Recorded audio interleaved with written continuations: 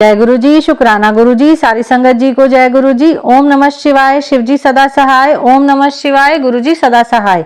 शिव पुराण श्री रुद्र संहिता खंड 3 15वां अध्याय। तारकासुर का जन्म व उसका तप।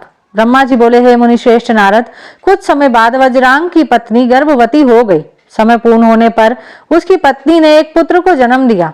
वह बालक बहुत लंबा चौड़ा था, उसका शरीर बहुत अधिक विशाल था, वह अत्यंत शक्तिशाली और पराक्रमी था। उसके जन्म के समय सारे संसार में कोहराम मच गया, चारों ओर उपद्रव होने लगे, आकाश में भयानक बिजलियां चमकने लगी तथा चारों दिशाओं में भयंकर गर्जनाएं होने लगी। धरती पर भूकंप आ गया, पहाड़ कांपने लगे, नदी सरोवर का जल जोर जोर से उछलने लगा, चारों ओर आंधियां चलने लगी, सूर्य को राहु ने निगल लिया और चारों ओर अंधकार छा गया। उसके जन्म के समय के ऐसे अशुभ लक्षणों को देखते हुए कश्यप मुनि ने उसका नाम तारक रखा। तारक का जन्म हो जाने पर वज्रांग के घर ही उसका लालन पालन होने लगा। थोड़े ही समय में तारक का शरीर और बड़ा हो गया, वह पर्वत के समान विशाल और विकराल होता जा रहा था। कुछ समय पश्चात तारक ने अपनी माता और पिता वज्रांग से तपस्या करने की आज्ञा मांगी। तब उसके माता पिता ने प्रसन्नता पूर्वक उसको आज्ञा प्रदान कर दी।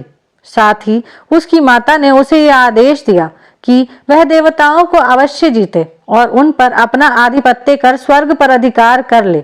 अपनी माता की आज्ञा पाकर वज्रांग का पुत्र तारक तपस्या करने के लिए मधुवन चला गया। वहां तारक ने मुझे प्रसन्न करने के लिए कठोर तप करना प्रारंभ कर दिया। उसने अपने दोनों हाथों को सिर के ऊपर ऊंचा कर लिया और ऊपर की ओर देखने लगा तथा एक पैर पर खड़े होकर एकाग्र मन से 100 वर्ष तक तपस्या करता रहा। उस समय वह केवल जल और वायु से ही अपना जीवन यापन कर रहा था। तत्पश्चात उसने 100 वर्ष जल में, 100 वर्ष थल में, 100 वर्ष अग्नि में रहकर कठिन तप करके मुझे प्रसन्न करने का प्रयत्न किया। फिर 100 वर्ष पृथ्वी पर हथेली धारण करके 100 वर्ष वृक्ष की शाखा को पकड़कर तथा अनेकों प्रकार के दुख सह सह कर वह तप करता रहा। इस तपस्या के प्रभाव से उसके शरीर से तेज निकलने लगा, जिससे देवलोक जलने लगा। यह देखकर सभी देवता घबरा गए। फिर मैं स्वयं तारकासुर के पास वरदान देने के लिए गया। मैंने तारकासुर से कहा, तारक, मैं तुम्हारी इस दुस्सह तपस्या से बहुत प्रसन्न हूँ। तुमने इस प्रकार कठोर तप करके मुझे प्रसन्न किया है, तुम्हारा इसके पीछे क्या प्रयोजन है? निसंकोच मुझे बताओ, मैं तुम्हें तुम्हारा मनोवांछित फल अवश्य प्रदान करूंगा। तुम अपनी इच्छा अनुसार वर मांगो। ब्रह्मा जी के इन वचनों को सुनकर तारकासुर उनकी स्तुति करने लगा। तत्पश्चात वह बोला, हे विधाता, हे ब्रह्मा जी, अगर आप मेरी तपस्या से प्रसन्न होकर मुझे वरदान देना चाहते हैं तो प्रभु मुझे पहला वर यह दें कि आपके द्वारा बनाई गई इस सृष्टि में मेरे समान कोई भी तेजवान और बलवान ना हो। दूसरा वर यह दें कि मैं अमर हो जाऊं, अर्थात कभी भी मृत्यु को प्राप्त ना हो। तब मैंने कहा कि इस संसार में कोई भी अमर नहीं है, इसलिए तुम इच्छा अनुसार मृत्यु का वर मांगो। तारक ने विनम्रता से निवेदन किया, भगवान, मेरी मृत्यु भगवान शंकर के वीर्य से उत्पन्न बालक से चलाए हुए शस्त्र से ही हो और कोई मेरा वध ना कर पाए। मैंने तारक को उसके मांगे हुए वर प्रदान कर दिए तथा अपने लोक में लौट गया। वर पाकर तारक बहुत खुश था। वह भी वर प्राप्ति का समाचार देने के लिए अपने घर को चला गया। दैत्यों के गुरु शुक्राचार्य ने तारक को असुरों का राजा बना दिया। अब तारक तारकासुर नाम से प्रसिद्ध हो गया। वह तीनों लोकों पर अपना अधिकार स्थापित करना चाहता था, इसलिए सबको पीड़ित कर, उनसे युद्ध कर, उन्हें हराकर सबके राज्यों पर अपना अधिकार करता जा रहा था।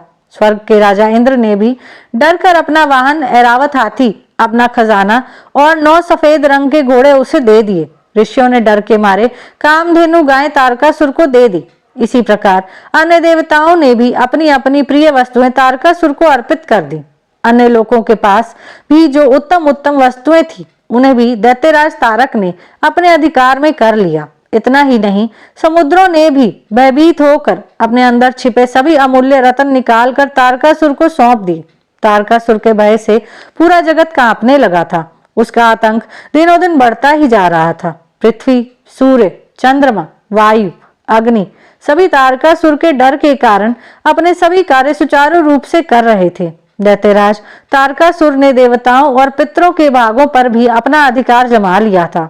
उसने इंद्र को युद्ध में हराकर स्वर्ग का सिंहासन भी हासिल कर लिया था। उसने स्वर्ग के सभी देवताओं को वहां से निष्कासित कर दिया जो अपनी प्राण रक्षा के लिए इधर उधर भटक रहे थे। यहीं पर शिव पुराण श्री रुद्र संहिता खंड 3 15वां अध्याय समाप्त होता है। जय गुरु जी।